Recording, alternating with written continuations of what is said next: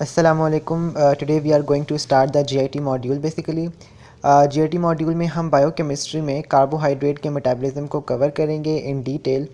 सबसे पहले हम कार्बोहाइड्रेट की डाइजेशन को देखेंगे, then absorption, then glycolysis, Krebs cycle, gluconeogenesis, HMP shunt pathway, glycogen synthesis, glycogenolysis and all that. वो सारे टॉपिक्स और इनके क्लिनिकल कोरिलेट्स जो हैं इंपॉर्टेंट, वो भी हम साथ साथ डिस्कस करते जाएंगे। तो आज की हमारे पास जो पहली वीडियो है अबाउट जीआईटी मॉड्यूल, जिसमें हम बायोकेमिस्ट्री स्टार्ट करने वाले हैं। तो उसमें हमारे पास जो सबसे पहला टॉपिक है that is the carbohydrate digestion. हम ओवरऑल देखेंगे इन जनरल कि हम कैसे मतलब हमारे माउथ में और हमारे स्मॉल इंटेस्टाइन में कार्बोहाइड्रेट रिच डाइट इंजेस्ट करने के बाद कैसे इनकी डाइजेशन होती है। तो let's start the topic. Basically after ingestion of a carbohydrate rich diet हमारे पास क्या होता है, कार्बोहाइड्रेट की डाइजेशन जो है वो कैसे होती है। हमारे पास दो प्राइमरी साइट्स होती हैं कार्बोहाइड्रेट की डाइजेशन की। The first one is the mouth and the second one is the intestinal lumen या फिर स्मॉल इंटेस्टाइन का जो ल्यूमेन होता है वो। हमारे पास बेसिकली दो प्राइमरी साइट्स हैं कार्बोहाइड्रेट की डाइजेशन की, mouth and the intestinal lumen. हमारे पास स्पेसिफिक एंजाइम्स होते हैं जो कि इस प्रोसेस को, इस डाइजेशन को कैटलाइज करते हैं। उनको हम एज अ होल जनरली हम उनको ग्लाइकोसाइडेसिस कहते हैं। ठीक है, हमारे पास कुछ एंडोग्लाइकोसाइडेसिस होते हैं जो कि हाइड्रोलाइज कर रहे होते हैं हमारे पास पॉलीसेकेराइड्स और ओलिगोसेकेराइड्स को, और हमारे पास डाइसेकेराइडेजेस होते हैं जो कि हाइड्रोलाइज कर रहे होते हैं हमारे पास ट्राई एंड डाइसेकेराइड्स को। हमारे पास क्लासिफिकेशन अगर हम कार्बोहाइड्रेट की देखें तो हमें पता है कि हमारे पास जो सिंपलर यूनिट्स होते हैं वो मोनोसेकेराइड्स होते हैं, और जो हमारे पास कॉम्प्लेक्स में आ जाते हैं उसमें ओलिगोसेकेराइड्स और पॉलीसेकेराइड्स आते हैं।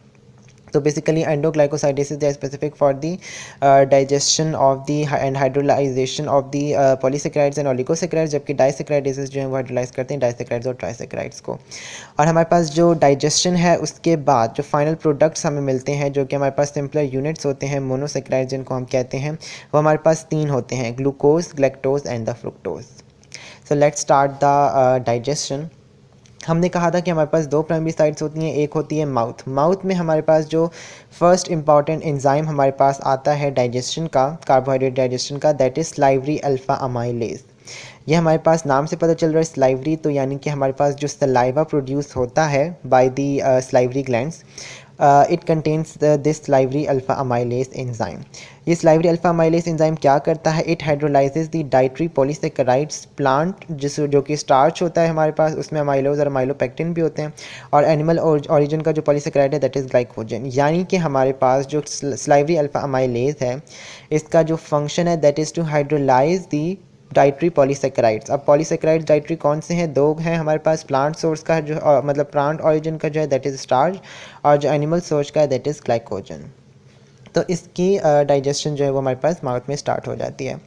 देन स्लाइवरी अल्फा माइलेज हमारे पास नाम से पता चल रहा है अल्फ़ा, यानी कि हमारे पास जो कार्बोहाइड्रेट्स होते हैं उनके स्ट्रक्चर में हमारे पास जो अल्फ़ा 1,4 ग्लाइकोसिडिक बॉन्ड्स होते हैं, बेसिकली उनको तोड़ना, उनको क्लीव करना, उनको हाइड्रोलाइज करना स्लाइवरी अल्फा माइलेज का काम है। तो हमारे पास जो पॉलीसेकेराइड्स हैं जिनके अंदर अल्फ़ा 1,4 ग्लाइकोसिडिक बॉन्ड्स होते हैं वो हमारे पास स्लाइवरी अल्फा माइलेज के एक्शन में हाइड्रोलाइज हो जाते हैं और ब्रेक डाउन हो जाते हैं। देन हमारे पास जो पॉलीसेकेराइड्स हैं जैसे कि अमाइलोपेक्टिन या ग्लाइकोजन, इनके अंदर ब्रांचिंग भी पाई जाती है, और जहाँ पे ब्रांचिंग होती है हमें पता है कि वहाँ पे एक एडिशनल बॉन्ड होता है दैट इज़ अल्फ़ा 1,6 बॉन्ड, यानी कि अल्फ़ा 1,4 के अलावा एक और बॉन्ड होता है दैट इज़ अल्फ़ा 1,6 बॉन्ड। तो वो बॉन्ड जो है वो हाइड्रोलाइज नहीं हो पाता स्लाइवरी अल्फ़ा अमाइलेज से। ठीक है, तो एक बात याद रखनी है कि स्लाइवरी अल्फ़ा अमाइलेज जो है वो हमारे पास सिर्फ अल्फ़ा 1,4 ग्लाइकोसिडिक बॉन्ड को ही तोड़ता है और उसी को ही सिर्फ क्लीव करता है। जो हमारे पास ब्रांचिंग पॉलीसेकेराइड्स होते हैं जैसे कि ग्लाइकोजन में होते हैं, और अमाइलोपेक्टिन जो कि हमारे पास स्टार्च में होता है, उसके अंदर ब्रांचिंग पाई जाती है। तो उस ब्रांचिंग के नतीजे में हमारे पास एक और बॉन्ड बनता है, एक additional bond that is alpha 1,6 bond. It is not hydrolysed by the salivary alpha amylase. ठीक है, it is an important point to remember. Then हमारे पास जब ये स्लाइवरी अल्फा माइलेज हमारे पास सिक्रीट होता है बाय द स्लाइवरी ग्लैंड्स, तो डाइजेशन करने के बाद हमारे पास एक मिक्सचर बन जाता है short branched and unbranched oligosaccharides का, जिसको हम डेक्स्ट्रिन कहते हैं। ठीक है, तो यानी कि हमारे पास अब हाफ डाइजेशन तो हो गई लेकिन अभी कंप्लीट नहीं हुई।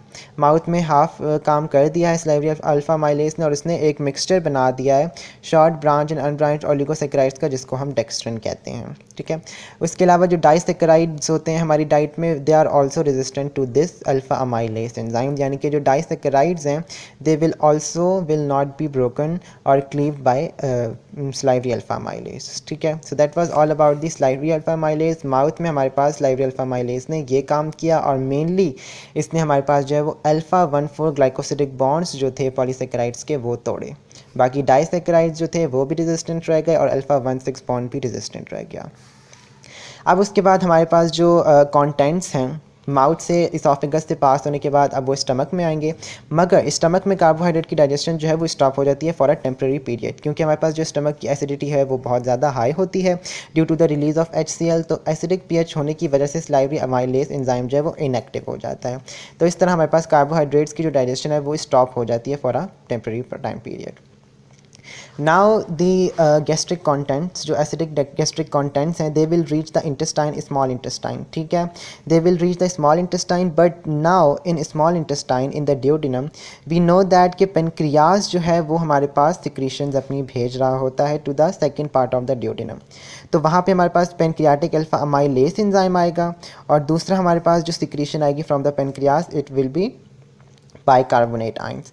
जो बाइकार्बोनेट आइंस हैं वो क्या कर देंगे कि ये जो एसिडिक कंटेंट्स था इसकी एसिडिटी को न्यूट्रलाइज कर देंगे और जो पीएच है उसको अल्कलाइन कर देंगे, यानी कि पेनक्रियाटिक अल्फा माइलेज की एक्टिविटी को ऑप्टिमम पीएच प्रोवाइड कर देंगे।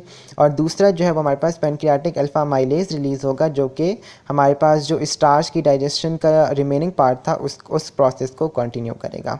यानी कि जो हमारे पास अल्फा 1,6 बॉन्ड से, यानी कि स्टार्च में ब्रांचिंग, स्टार्च में या फिर ग्लाइकोजन में, वो हमारे पास ये जो पेनक्रियाटिक अल्फा माइलेज जो कि पेनक्रियास से आ रहा है ये हमारे पास उन बॉन्ड्स को तोड़ देगा। तो ऊपर हमारे पास अल्फा 1,4 ग्लाइकोसिडिक बॉन्ड्स टूट गए और यहाँ पे हमारे पास अल्फा 1,6 ग्लाइकोसिडिक बॉन्ड्स जो हैं वो भी टूट गए।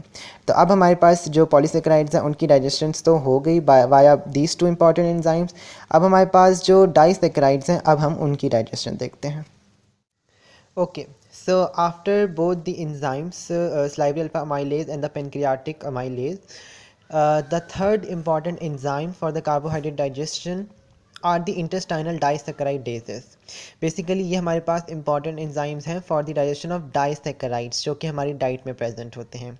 ठीक है, तो उसके लिए हमारे पास अभी हम देखते हैं कि कौन कौन से हमारे पास डाइसेकेराइडेजेस होते हैं जो कि हमारे पास डाइसेकेराइड्स को डाइजेस्ट करने में हेल्प करते हैं। हाँ, हमारे पास जो फाइनल डाइजेशन होती है वो हमारे पास आकर कंप्लीट होती है at the mucosal lining of the duodenum and the upper जेजिनम, यानी कि जो हमारे पास स्मॉल इंटेस्टाइन का डिओडिनम वाला पार्ट होता है और जो अपर जेजिनम पार्ट होता है वहाँ पे आकर कार्बोहाइड्रेट की डाइजेशन जो है वो हमारे पास कंप्लीट हो जाती है and then it is followed by the carbohydrate absorption. तो हमारे पास यानी कि फाइनल डाइजेशन जो है वो इन डाइसेकेराइडेजेस के ज़िम्मे होती है, और हमारे पास जो साइट है वो कौन सी है, स्मॉल इंटेस्टाइन का डिओडिनम एंड द अपर जेजिनम। ये जो डाइसेकेराइडेजेस है बेसिकली ये ट्रांस मेम्ब्रेन प्रोटीन होते हैं। ट्रांस मेम्ब्रेन प्रोटीन मींस कि हमारे पास ये जो मेम्ब्रेन होती है हमारे पास उसके मतलब आउटर साइड से इन साइड जो है वो पेनिट्रेट हुए हुए हों तो उनको हम ट्रांस मेम्ब्रेन कहते हैं। तो बेसिकली ये फॉर एग्जांपल ये हमारे पास एक मेम्ब्रेन है फॉर एग्जांपल, ठीक है, स्मॉल इंटेस्टाइन की अगर हम डिओडिनम की मेम्ब्रेन की बात करें, सेल की मेम्ब्रेन की बात करें, तो ये हमारे पास जो है वो ट्रांस मेम्ब्रेन का मतलब ये होगा कि ये इस तरह पेनिट्रेट किए होंगे, यानी कि ये एक हमारे पास प्रोटीन हो गई तो ये हमारे पास ट्रांस मेम्ब्रेन प्रोटीन कहलाएगी because it is penetrating that membrane. So हमारे पास जो ये डाइसेकेराइडेजेस जो होते हैं इंटेस्टाइनल डाइसेकेराइडेजेस ये हमारे पास ट्रांस मेम्ब्रेन प्रोटीन्स होते हैं। Brush border of the apical surface of the enterocyte, यानी कि जो स्मॉल इंटेस्टाइन के सेल्स होते हैं जिनको हम इंटेरोसाइट्स कहते हैं उनका जो ब्रश बॉर्डर होता है एपिकल सरफेस पे वहाँ पे बेसिकली ये हमारे पास इन दिस मैनर पेनिट्रेट हुए होते हैं जिनको हम ट्रांस मेम्ब्रेन प्रोटीन्स कहते हैं। अब हम कुछ एग्जांपल्स देख लेते हैं डाइसेकेराइडेज की। उसमें हमारे पास सबसे पहले आइसोमाल्टेज आ जाता है, ठीक है, एज जिसके एंड पे लगता है वो एंजाइम होता है, वी ऑल नो दैट।